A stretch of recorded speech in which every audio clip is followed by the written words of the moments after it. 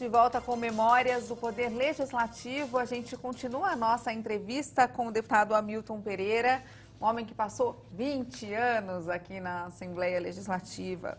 Bom, deputado, eu queria, antes da gente falar dessa questão da região metropolitana de Sorocaba, que é uma questão que a gente pode explorar bastante, e eu estou muito interessada em saber o que tem de benefício quando uma região se torna, né, uma região metropolitana. Vamos falar um pouquinho mais dessa questão do sindicato, diferenças, né, e semelhanças de se fazer política no sindicalismo e aqui. Pois não, não há muita diferença, né? Porque, na realidade, tratam-se ambos, né, tanto a atuação no movimento sindical quanto na Assembleia Legislativa, de cargos de representação. O sindicato, você representa uma determinada categoria, porque os sindicatos no Brasil, a estrutura sindical brasileira, define que cada categoria tem que ter o seu sindicato, cada sindicato tem que fazer a campanha salarial numa determinada data, enfim, né? Mas é um cargo de representação, você representa os trabalhadores de uma determinada categoria. A Assembleia Legislativa há uma amplidão maior, você representa todos os cidadãos do Estado de São Paulo, não apenas aqueles que votaram em você, né? Mas todos os cidadãos do Estado de São Paulo, com seus direitos, os seus deveres, são representados pelos 94 parlamentares, deputados e deputadas na Assembleia Legislativa. Então, eu diria que a amplitude é o que diferencia, mas a representação é um cargo de representação, exatamente. Deputado, e a questão da oposição? Muito tempo aqui como oposição, né? Eu peguei um momento muito rico na Assembleia. Quando cheguei aqui, o governo do PSDB também se instalou aquele ano, né, Mário Covas, e começou ali o processo de privatização das instituições estaduais, Eletropaulo, Banespa, Ferrovia. Pegou de cara, assim, já. E nós temos um regimento interno que dava a cada deputado o direito de discutir meia hora, cada assunto, cada tema. Então, nós passamos aqui, nós tivemos noites muitas horas que avançaram madrugada dentro a ponto de nós amanhecermos na Assembleia Legislativa debatendo e lutando para que não fossem privatizados o patrimônio público do Estado de São Paulo, as empresas estatais. Argumentando contra as privatizações, fazendo oposição ao governo neoliberal, ao governo do Mário Covas, e aquele processo de neoliberalismo que rifava, que vendia às empresas estatais o patrimônio público do Estado de São Paulo. É de se lamentar que nós não tenhamos conseguido. Vide hoje a situação da nossa ferrovia. Enquanto toda a Europa investe, né, pesadamente na ferrovia, no sistema ferroviário, no transporte ferroviário, não só de cargas, mas também de passageiros, aqui no Estado de São Paulo nós sofremos um desmonte e perdemos a nossa ferrovia. Acabaram-se, inclusive, o transporte de passageiros no Estado de São Paulo. Parece que ele, nesse momento, tem um projeto de se retomar essa questão do transporte de passageiros pelo governo do Estado. Eu participei de uma comissão, cobrindo uma comissão uns tempos atrás, eles estavam explicando seria muito bom esse projeto. Bom, vamos falar então um pouquinho dessas leis que o senhor fez aqui. Esse projeto, né, que criou a região metropolitana de Sorocaba, foi uma batalha. Começou quando? 9 anos. Foram 9 anos até sair. Né? Exatamente. Nós começamos essa luta em 2005 e ele só foi aprovado em 2014. Né? E foi uma vitória para a nossa região, para a região de Sorocaba, porque são 26 municípios hoje que já começam a trabalhar de forma integrada. Eu queria saber o que muda para a região. Por exemplo, na questão do transporte, eu sei que melhora muito quando existe uma região metropolitana. É uma união de forças ali que faz diferença, isso. Veja, Viviane, quando se cria uma região metropolitana, cria-se também alguns instrumentos de organização daquela região.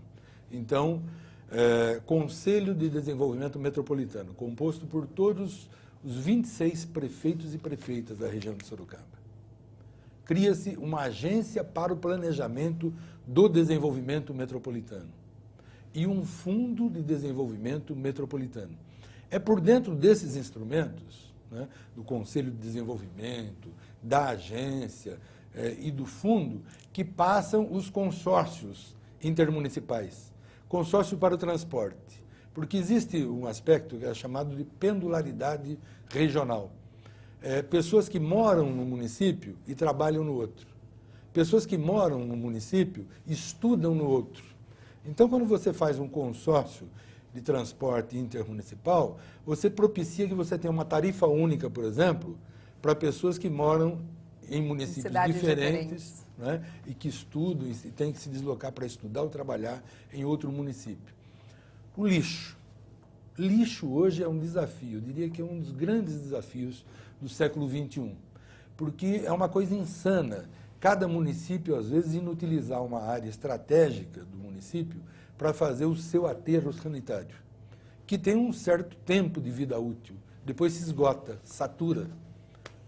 Por que não, como fez o ABC na década de 90 já, um consórcio onde você, os municípios se juntam, desapropriam uma área grande, fazem um aterro sanitário com tecnologia de ponta para, inclusive, se apropriarem do gás produzido, gás metano. Não seja só um depósito ali. Exatamente. Onde isso resolve o problema da destinação final dos resíduos sólidos para vários municípios ao mesmo tempo. Né? Você pode fazer um consórcio, como já existe lá na nossa região metropolitana, um consórcio para a segurança, com a integração Polícia Militar, Polícia Civil e os municípios que já têm a sua Guarda Civil Municipal. Então, uma integração dos bancos de dados acerca da criminalidade, ações comuns de combate à criminalidade e de segurança para as populações da região, isso é muito importante. Então, eu diria que os consórcios e o trabalho coletivo entre os municípios, de cooperação entre os municípios, eu acho que é o grande mote da criação das regiões metropolitanas. Quando a gente une, também aumenta a produtividade de uma certa forma e o resultado pode ser mais emprego, de repente, mais oportunidade. A celebração de consórcios... Na economia faz diferença. E realização do comércio intermunicipal. Né? Então, realmente, já que você tem trabalhadores e trabalhadoras que moram no município e trabalham no outro, né? Também, por que não, um município vende os seus produtos, a sua matéria-prima para o outro que tem as indústrias de transformação também tem naqueles outros municípios da matéria-prima um público consumidor dos seus produtos. Enfim, nós estamos falando aqui da região metropolitana de Sorocaba, que hoje é uma das maiores regiões exportadoras, inclusive, porque temos lá a indústria de transformação na área automotiva, a Toyota está lá, a Fiat está lá, e nós temos muita indústria que fornece equipamentos e produtos para a indústria automobilística. Demorou 9 anos, o senhor disse. 9 anos. O senhor acha que por uma questão política essa demora? Não, sem dúvida, porque o Poder Executivo, o governo do Estado, ele não concebe que uma lei dessa natureza seja criada por um parlamentar, embora não haja nenhum diploma legal, não esteja escrito em lugar nenhum que parlamentar não possa criar uma região metropolitana, mas o governo do Estado tem, por hábito, dizer que uma região metropolitana só pode ser concebida pelo Poder Executivo. Por iniciativa, então, do Executivo. Tanto é que, depois de 9 anos, o Poder Executivo pegou o nosso projeto de lei, assinou, subscreveu e mandou para a Assembleia Legislativa como sendo dele. E o mesmo esforço que havíamos feito aqui de conversar com colegas de todos os partidos para aprovarmos o nosso projeto, nós fizemos para aprovarmos esse projeto que foi do Executivo, da lavra do Executivo, embora fosse cópia fiel do nosso projeto. O senhor de lei. ficou chateado com isso, Não, apesar de ter ficado absoluto. feliz com a decisão, né, de ter saído? Absoluto. Tem matérias, elas são importantes para o coletivo, para a coletividade de uma determinada região, que a gente tem que ter a grandeza de abrir mão, não precisa ser o pai da criança, você precisa ter a grandeza de abrir mão, o importante é que o fato aconteça. E hoje nós temos a região metropolitana de Sorocaba. E que bom que o Executivo encampou isso, entendeu que era importante a criação da região metropolitana e depois mandou para cá também o projeto que criou a Agência de Desenvolvimento, o Fundo de Desenvolvimento. As consequências todas. Exatamente. Deputado, agora alguns não saíram, né? Aí demorou, não sei se demorou, se foi rápido, mas acabou não saindo, como o da classe hospitalar, que é um projeto que o senhor gosta bastante. Exatamente. Veja, a Assembleia Legislativa tem um aspecto que eu acho importante, eu converso muito isso com os deputados, as deputadas, não é? Que é inadmissível.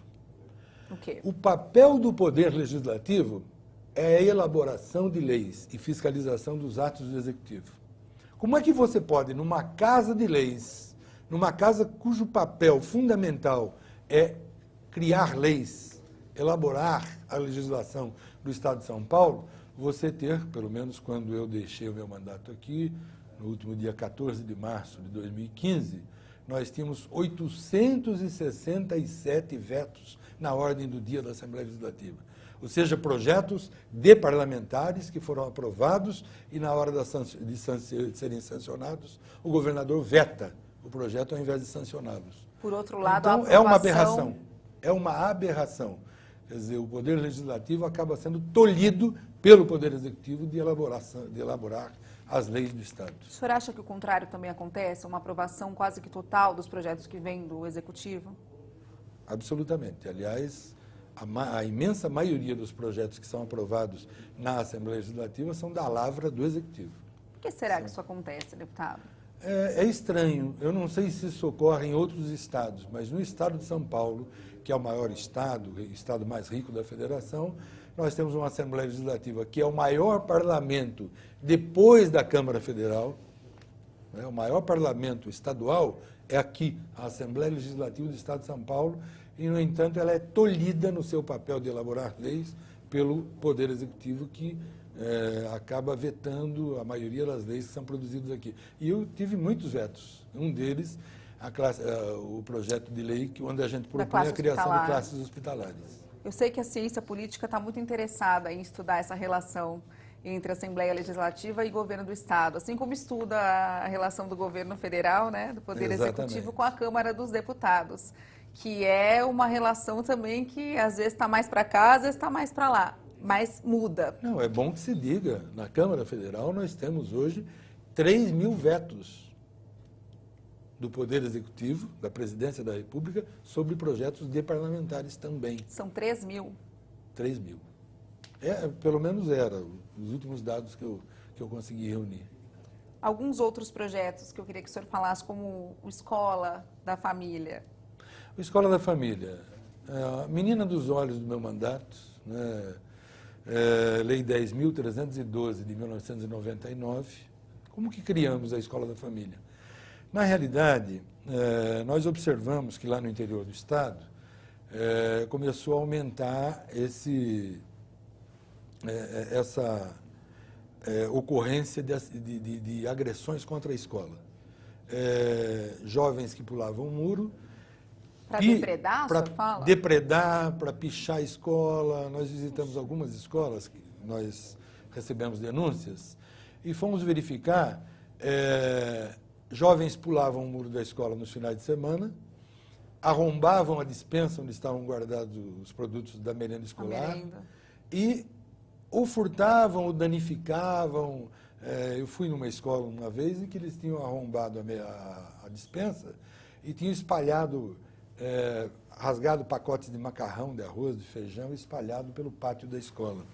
Poxa. Então, nós chegamos à conclusão de que uma maneira de nós coibirmos essa violência contra a escola seria nós abrirmos as escolas e tornarmos as escolas espaços de acolhimento daquela comunidade, daqueles jovens que se sentiam marginalizados da convivência. Aquele aluno que já tinha passado pela escola e que havia ou sido expulso, de alguma maneira se voltava contra a escola. E era uma espécie de vingança. Nós levantamos o perfil do agressor de escola. Invariavelmente, o agressor da escola tinha um vínculo com a escola. Um irmão, uma irmã que estudava lá, o namoradinho ou a namoradinha, e ele próprio, às vezes, já tinha estudado naquela escola, né? Então, quando você abre a escola nos finais de semana, chama a comunidade para dentro da unidade escolar, os pais, e coloca ali atividades de esporte, lazer, cultura e arte, você está dizendo para a comunidade, olha, esse espaço é seu. e a comunidade passa a zelar pela escola. Então, a Escola da Família era um programa interdisciplinar e de participação comunitária no combate à violência nas escolas, né? Pela vida, não a violência. Então, foi um projeto que deu muito certo. Isso que eu ia perguntar, funciona, deputado? Até o Serra assumir o governo. Até o Serra assumir o governo, o programa funcionava, diminuiu democratizou o índice o de espaço depredação. escolar. Nos finais, diminuiu, né, a índices assim irrisórios.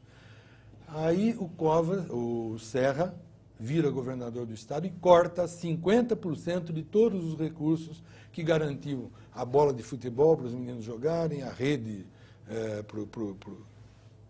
enfim, e os equipamentos de esporte, lazer, cultura e arte, inclusive instrumentos musicais e tudo mais, e aí algumas escolas passam a ser fechadas novamente nos finais de semana. E gradativamente a violência tem voltado para essas escolas que deixaram de exercer o programa Escola da Família nos finais de semana. Imagino como não deve ser triste abrir uma escola e encontrar uma cena dessa, terrível, de tudo terrível. Espalhado no chão, né, na quadra. Vamos chamar então mais um intervalo. No próximo bloco, que é o nosso último, eu queria que o senhor falasse um pouquinho desses 4 princípios que norteiam o trabalho do senhor. Todos com H, né? Honestidade, humildade, honradez e humanismo. Daqui a pouquinho, então, a gente volta com mais Memórias do Poder Legislativo. Não sai daí, até já.